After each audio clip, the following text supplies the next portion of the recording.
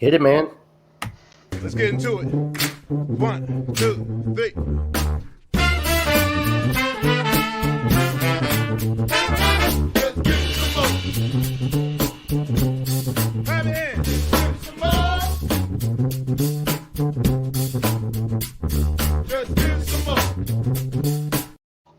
Oof. And today we are back again with something from Great Lakes Distillery.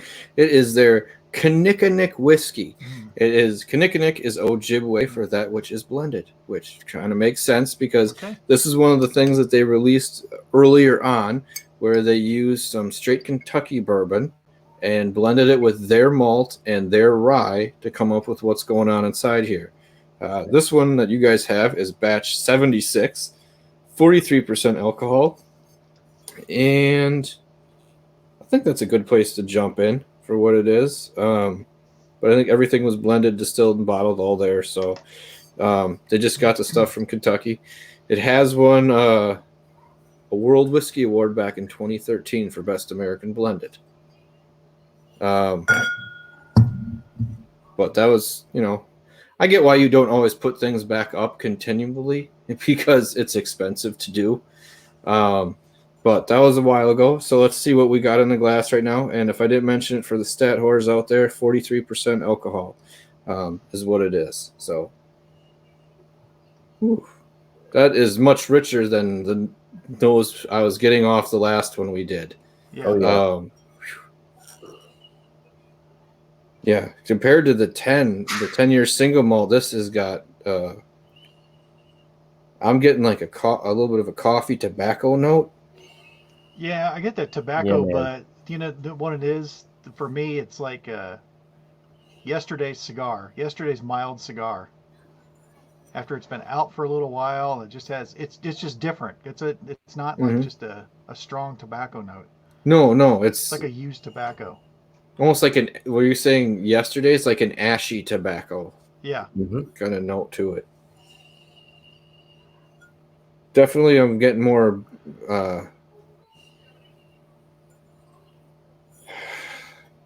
I'm having a hard time between a molasses and a caramel, but I'm going to aim more molasses on my nose. Yeah. I get a damp grain. Yep. Yes. Yeah, damp grain. I even get a twinge of I want to keep saying apple juice. I was getting apple in there too. Yeah, pretty concentrated. That it's just so unique. And I didn't get to the different levels because not everyone hands that stuff out, but just very unique, like very different than the 10-year single malt we had. And I know there's just some of their single malt here, but yeah, the nose reminds me a little bit of another whiskey that we've had that has a little bit of an apple bear claw to it, but not nearly like that. But just a hint of it. It's like this is reminiscent. Yeah, I can see that. But yeah, I'm getting that kind of ashy tobacco note is kind of kicking up on the second half of my nose in here. Yeah. Again, you can pull up in this glass and camp out like the last one. It's not going to hurt you. No. And almost like and I'm getting like kind of a little bit of like a raisin note. Could be plum. It's just it's a darker, richer note, and I'm having a problem putting my finger on the damn thing. Huh. But once again on the nose, a lot of stuff going on. None of it like overly punchy at you. No. Alcohol note, I'm going to say not there. Only 43, but I'm like you said, we're all nose deep. I almost snorted some of it. Just on accident there. That's kind of tilt. Something on your nose going in. Just don't tilt it back when you're doing it. It kind of floats up into there and creates a whole different tasting and nosing experience. Waiting for a new Tool song, Nose Deep Beyond the Borderline.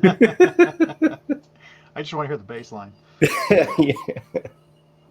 And somewhere in there, I'm getting like a little bit of like a candied note, like a little bit of a corn, like you're saying the apple, but I'm getting like a sweetness note. Yeah, it's a sugary something. Yeah, that's what the vanilla that I'm getting off of this, it's a real sugary and a real almost candy like, and that's what I've been sitting here for the last minute trying to nail down what I want to go almost like a vanilla with a hint of marshmallow to it. Interesting, talking about Peeps earlier, but yeah. But I do get that the marshmallow kind of Man, coming in through there. I do get that, like the sugary and like what you do get off of a marshmallow. But I would say not like a roasted marshmallow, but kind of a roasted marshmallow. But after you take that burnt section off, and it's just like the gooey shit on the inside. That's kind of the smell that's in there. Sugary. Yeah. All right, kick ass. Well, let's see what happens here.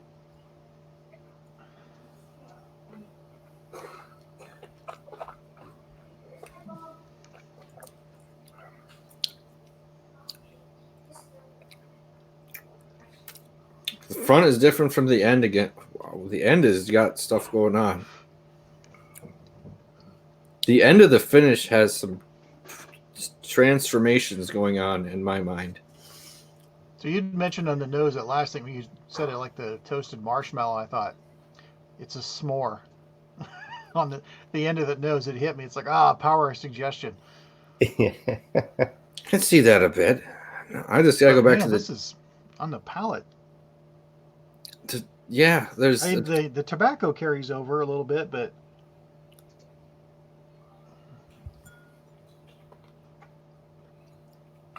the very front end, honey and apple, and then it's like a flat baking spice. Like it's not spicy, but it's like I can't pick it.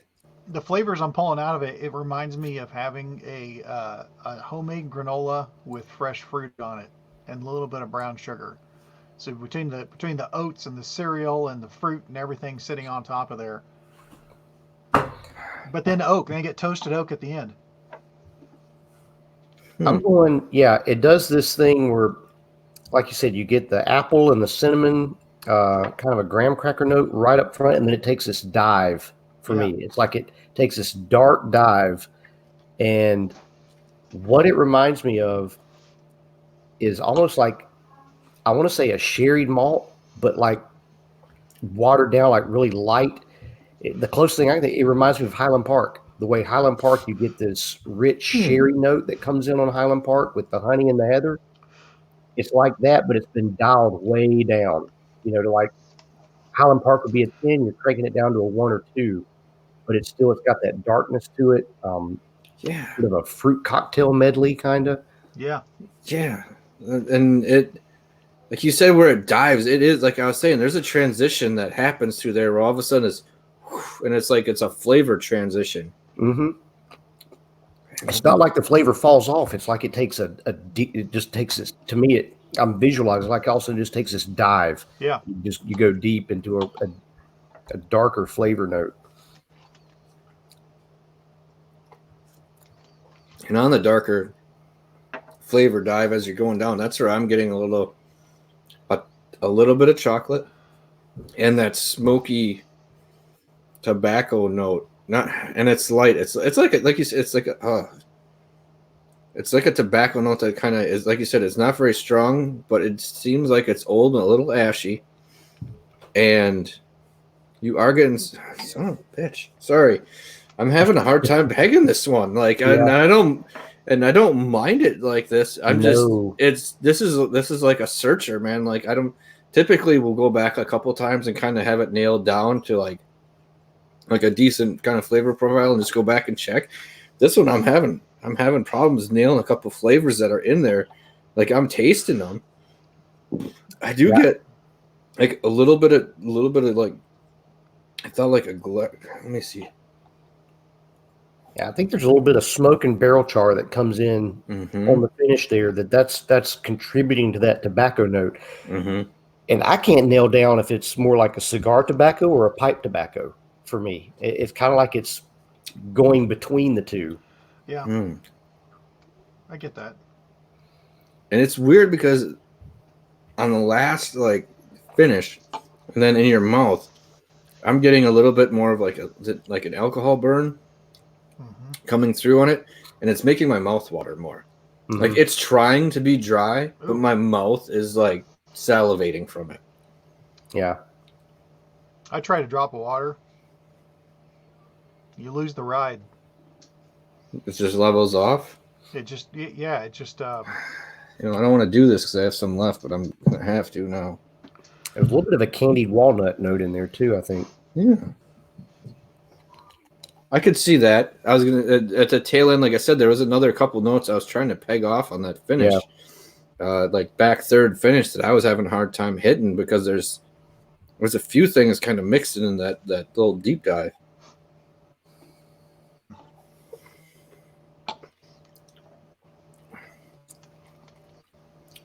Yeah, it kind of levels out the dive. A couple drops of water. It doesn't. You went from a decent roller coaster to a kiddie car. Yeah, that's an excellent way to put it. Once again, though, this would be something if I'm ever down there. Just because it's at 43, what a 47 or 50 would be like out of this. Yeah, would be just if the ride gets even more intense and the flavors just become that much more pronounced, would be interesting. But this is actually kind of fun for 43. Like this is a hunter one, so I'm digging this. Not a bad 43 at all. And the longer the finish goes on, and this finish goes on, the longer it goes on, the more the rye becomes more prominent. Mm-hmm. I get a hit of kettle corn at the end. I think that's like that burnt note that again though. Like it's because it's sweet in there, and that's a little bit of the burnt note to it. So, and for those of you out here in Wisconsin, $33. So not. That's pretty strong for $33. Yeah, that was what I. That's one of the things about that when I see it 33, 35, could be more, but it's a very reasonably priced blend that's going on there, and I think they did a really good job of blending what's in here. And let's see if we're at 2020. That'd be about 3 years in is when they did the World Whiskey Award with this one. It'd be about 2013. So that's pretty good blending for back then. I'm assuming it's similar. Obviously, not every batch is gonna be the same, but I was pretty similar. But yeah, very well done with this one. I'm enjoying this one quite a bit more than kind of the 10-year actually. Absolutely. Now having this, what would you think if they took the 10-year and like refinished it in like a used but recharred like number 4 barrel for like a year or something, where you went kind of trying to edge into that deep smoke, but like a used recharred barrel? Sorry, I'm just trying to get that one a little bit more depth. That's all. Yeah, because this one's got some stuff going on. Yeah, this is. I mean, all day I would choose this over the 10. Yeah, especially at that price point. This is outstanding. I mean, honestly, at that price point, this is outstanding. Yeah. For a craft distiller. Well blended. Unlike the 10-year, the notes are much more well integrated. They work together. It's a really fun journey, and there's a lot to dig out in this, and I'm enjoying every bit of it. And how much of this are they making? They're doing the rye and the rye and the malt. They're just getting the straight Kentucky bourbon, obviously, since I said straight Kentucky bourbon, from there. But they have also in the past done this where they did it in a porter barrel beer finish, and they've done this one, and this is the other one I had, was they did it in a Cabernet Sauvignon wine finish. It was the KK. And that one I had was really, really good, but you know, it's one that was out in the past and they don't have now. But that one was one that when I had it, I was like, damn, that is tasty. Like that extra little level of flavoring, it kind of brought a little bit of spice to it, and it was nice.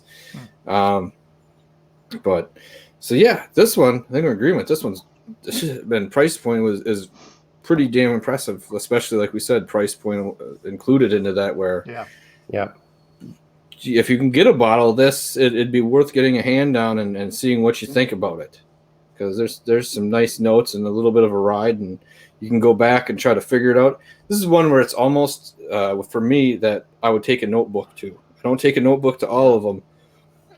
Write down the stuff you think you're getting, come back, even on the second or third drink, go back and write it down again, because there's some different things, popping up, and you're going to try to nail down flavor-wise. So Yeah. You're dealing with a blend like this, I bet it's going to be a fun bottle journey too, as you get, past the neck and, third of the way, halfway into the bottle, bottom third, it's going to continue to change and transform, would be my guess.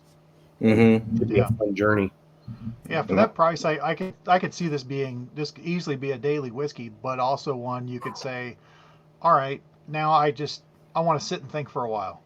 So it could do double duty and hold its own really well on both, I think. Yeah. That's nice whiskey. I like that a lot. Yeah. So, yeah, we're digging this one. I think that's good enough for tonight's review of this one. Remember, if you want to learn more about it, we did an interview with Russ, who was their marketing director. Check up here in the corner. I'm getting it right. I'm starting to get this right.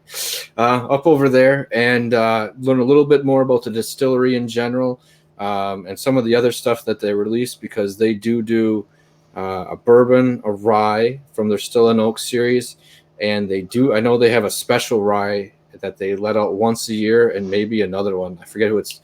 It's a couple of them that are named after really neat people in history in Wisconsin that are kind of, I don't want to say they're like pro-prohibition, or anti-prohibitionists, but were really fun. They're just neat stories behind picking the bottle name and stuff, but they go out so damn quick. That's why we had, you almost have someone down there to pick it up, which is doable now, because we have an agent down there. We can make him go do some work. Mr. Friday. But from our den to yours, remember, it's not the size of the den that matters. It's the love of whiskey, everyone out there. Cheers. Have a good night. Cheers. Cheers. Let's get into it. 1, 2, 3.